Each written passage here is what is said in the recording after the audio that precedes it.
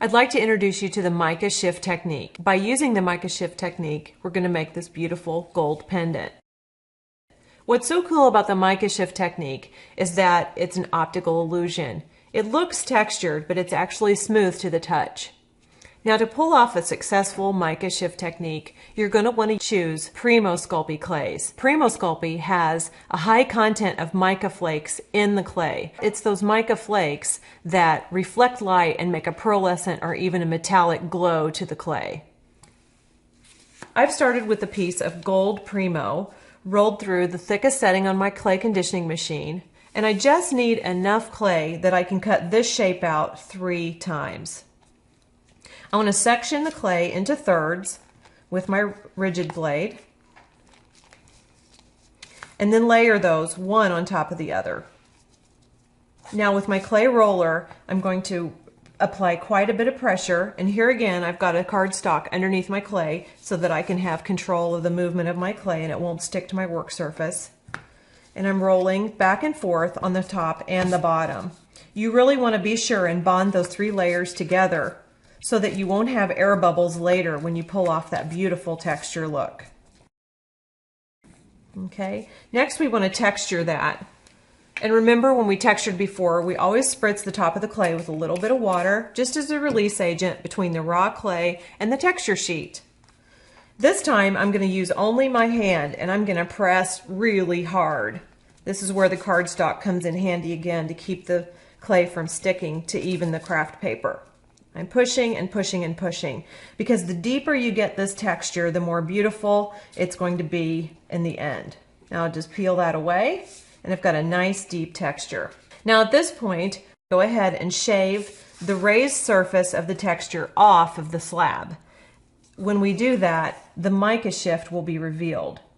So just very slowly and very carefully shave only the raised surface. You can see when I remove the surfaces how lacy it looks because I'm trying really hard not to go any deeper than the raised surface of the clay. Please do go slowly because you can go too far too fast and then you'll just have to start over. Can you see how beautiful that looks? It still appears textured, but it's actually a smooth surface now, and just the mica shifting around on the surface of the clay is what gives you that illusion. Now, well, I like to take it a step further and I use my finger to make sure that I have all the raised surfaces removed. I can feel right in here there's some that's still sticking up, so I just want to shave that again. And then I'll check it again with my finger. It does feel like it's, for the most part, very smooth. I'm going to go ahead and get it even smoother by rolling over the top again with my clay roller. Be gentle, go slow, and this will give it an ultra smooth finish. Now we're ready to cut the shape. I've chosen for my shape just a simple leaf cutter. I'm going to line this up right on top of my clay, push down, twist a bit, make sure you've cut all the way through. Okay, now I just want to very gently press out the clay and have a nice leaf shape. Now you can see from the pendant that I designed that I didn't stick with the leaf shape. I love paisleys and they're very trendy and popular. So I'm going to go ahead and shape this into a paisley just by gently bending it around. Like so. I have one already done here that I really like. And what I've done is laid it on a backing of black Primo. I ran the black Primo through the clay conditioning machine on about a 3 setting. So it's very much thinner in contrast to the thick slab of gold. And I have the gold paisley centered in the middle. And I'm just going to take a rope of more gold Primo. And rope making can be a little challenging. It seems like it's so easy, but it does take some practice. So my advice to you is just to take your time, go slowly, and try to work evenly. Okay, and I want this fairly thin. I'm going to start right in here in the corner of my paisley and just run this all the way around. And when I get right in here, I'm going to trim it. Now to trim it, I'm going to use one of my 5-in-1 tool heads, I'm going to use the knife head, which is very sharp. And I want to get just a really neat little cut right in there and pull away the excess. Okay. Now one step further, what I like to do is to add a textured border to the edge of my design.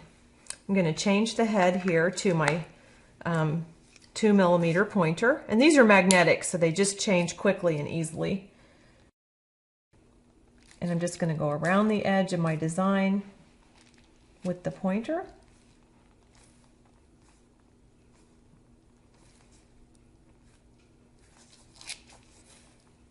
Don't be afraid to turn your piece so that it lines up with the direction that your hands work best. I think anytime you can add texture, it's just a quick and easy way to add more detail and more life to a piece. Okay, now we're ready to cut that out, so I'll switch back to my knife head. Now at this point, I want to put it back on my cardstock so that I get a nice glide all the way around. I'm going to start here again in this little corner. This cardstock has kind of a smooth finish that allows the blade to slide right over the top. Whereas my craft paper, I think the blade would cut right in and drag and cut through the craft paper.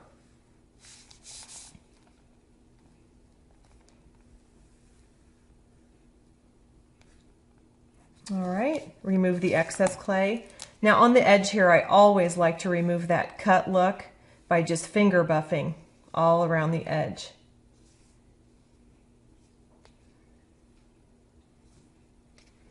Okay, and then I'll need a couple holes to insert my rat tail cord once it's baked. So I'm going to change the magnetic head one more time and put the needle tool back in. Now I want to pick a position that's more toward the top of the piece. It might seem natural to put the holes at the extreme edges, but I find that if you do that, it will tend to want to flip when you're wearing it. So I like to put my holes a little bit more toward the third top. Just drill through, turn it over and check the holes from the back, and then drill back through the back as well.